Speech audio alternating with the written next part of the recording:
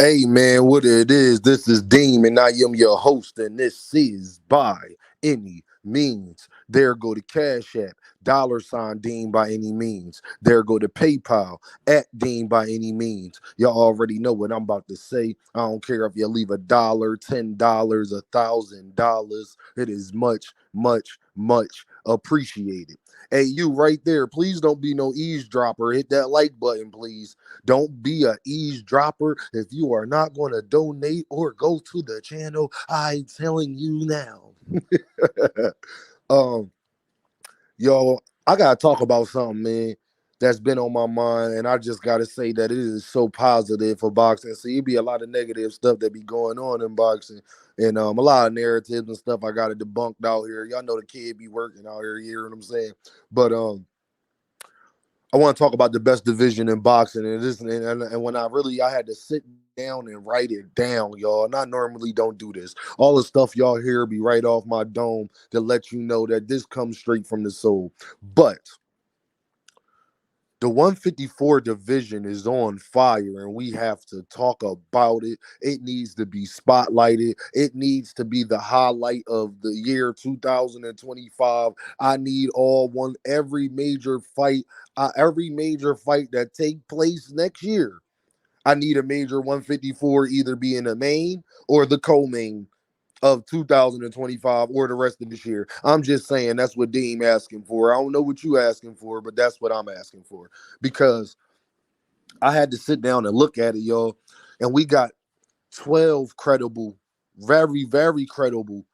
Well, I'll say 13 very, very credible fighters in that division, and you just normally don't see that. Y'all know a sanctioned ranking is like normally the two champions or a champion and then 15 others. But the IBF a little different because they always keep that 1-2 spot open. But so you basically got so many good fighters that one whole sanctioning body can have them all listed from 15 to champions. And I just wanted to go over some of these names. Y'all stay with me, like just to think of how fire this division is.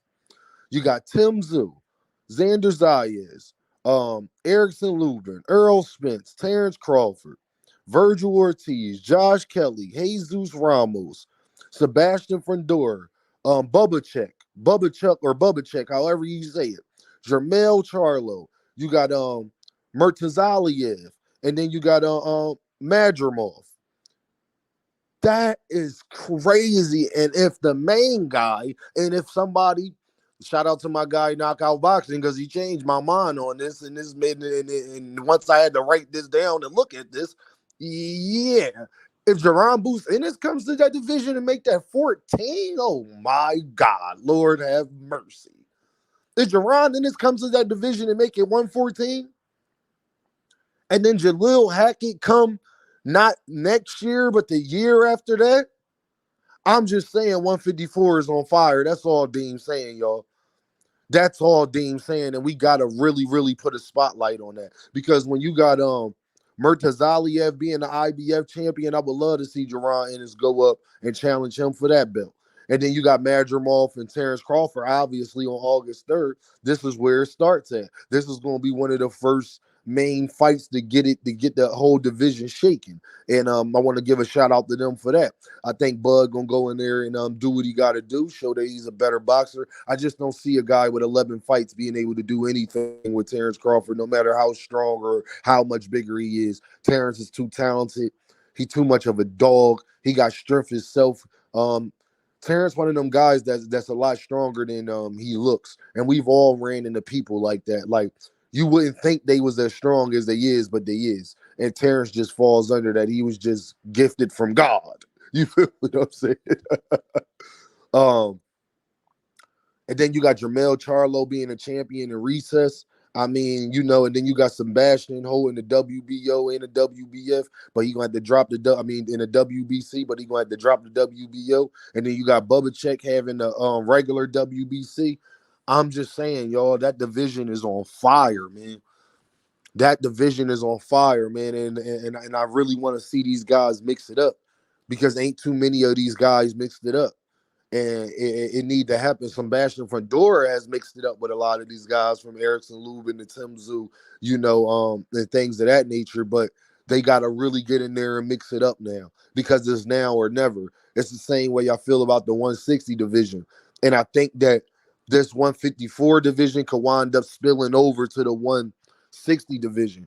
I would put Danny Garcia in there, but Danny Garcia is about to go fight, I believe, at 160. So I mean, it's just a great thing to see, man, in boxing that those divisions, the 154s, the 160s, we need to get those divisions back because when those divisions popping with the welterweights and lightweights, and then now we got light heavyweight popping and super middleweight, always super middleweight seem like it's not going nowhere no time soon, even though David Benavidez and David Morrell left the division, but you never know when it comes to that.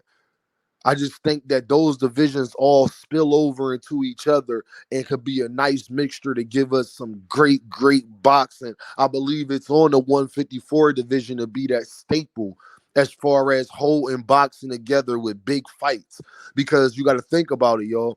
A lot of these fights will be main events. But then think of the other ones that you can mix up that could be co-main events that we are just as intrigued by.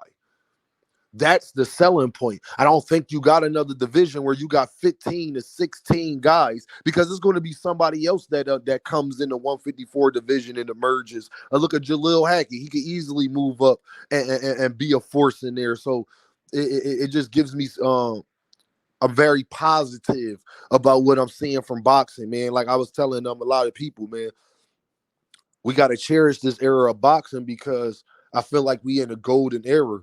I mean, I think we got at least a good 20 to 25 current like guys active that'll be in the Hall of Fame one day. And like if I said their names, you wouldn't even like probably blink an eye, like, yeah, he probably gonna get into the Hall of Fame. You know what I'm saying? Like I could just start running down names, and before I get to 10, you'll be like, all right, Dean, because you're gonna start thinking about all the other fighters that's fighting that I didn't name that's probably gonna get into the Hall of Fame. And when you have when you put all that together, that's just a great deal with boxing. And you got these Saudis in here.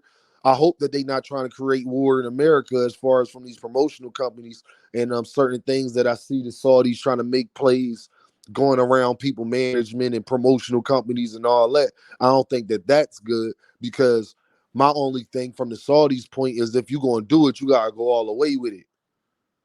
Yeah, you got to go all the way with it, big dogs. Like if you're going to do it, do it. Just buy the promotional companies out then. Like offer Al Heyman, offer Eddie Hearn and them, offer Oscar and all of them a major check, Bob Arum, and I own this now. But they not going to do that. So then don't do that then. If you feel what I'm saying, don't start being messy. If you going to come in and do it all the way, but don't halfway. Don't be, ain't no half stepping. You feel what I'm saying? You got that bag, right? Really spend it. Put up a bill. Put up a bill if you really, it ain't like y'all ain't got it. Put up a bill to really take over boxing because that's probably all it would take.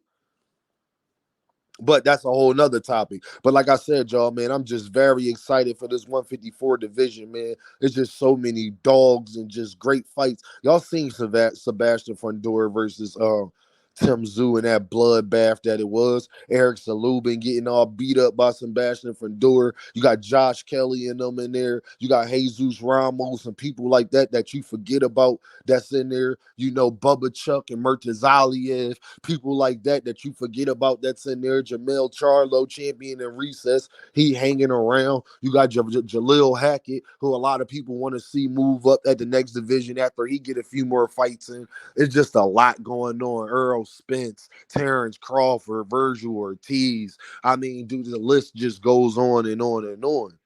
Xander Zayas, the up and coming star, in that division. You see what I'm saying? So, my guy, my personal favorite out of a lot, well, besides like Terence Crawford and Earl, my personal favorite. You got Virgil, who is the one of the more hyped fighters right now and much deserved because Virgil is a seek and destroyer. I call those type of guys seek and destroyers. And Virgil got movement. Virgil got speed. Virgil, Virgil not the average flat-footed Mexican. you got to deal with Virgil. Yeah, volume puncher, you got to deal with him. And that's why he getting a lot of hype too. Virgil is a step under becoming a superstar right now. All it takes for him to beat a Earl Spence or somebody like that, just to beat one of these bigger names, and he gonna be there because they already trying to push him in that direction. So y'all already know what this is, right?